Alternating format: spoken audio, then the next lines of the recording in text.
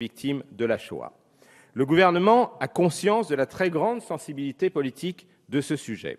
Le ministre des Affaires étrangères et du Développement international, M. Laurent Fabius, a de ce fait souhaité répondre aux objections soulevées lors de l'examen de cet accord en commission des Affaires étrangères, s'agissant des références au gouvernement de Vichy.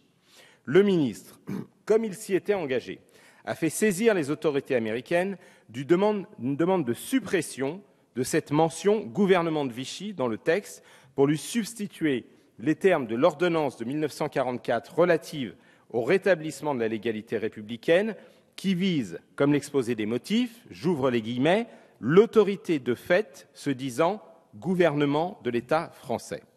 Cet échange de notes diplomatiques entre les deux gouvernements, français et américains, mis en œuvre en application de l'article 79 de la Convention de Vienne sur le droit des traités, et je remercie Elisabeth Guigou d'avoir contribué à élaborer cette solution, a eu lieu la semaine dernière et a été transmis à l'Assemblée nationale. Il confirme l'engagement du gouvernement de procéder à la rectification des termes de l'accord sur ce point. Le texte publié au Journal officiel sera par conséquent l'accord ainsi modifié.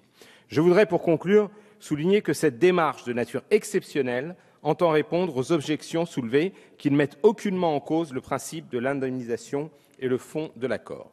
Parce que cet accord présente un intérêt évident en termes de justice comme de protection de nos entreprises, je souhaite que cette démarche du gouvernement permette un large consensus qui sera important pour l'image de notre pays et permette sa mise en œuvre rapide dans l'intérêt des survivants de la déportation qui sont aujourd'hui très âgés.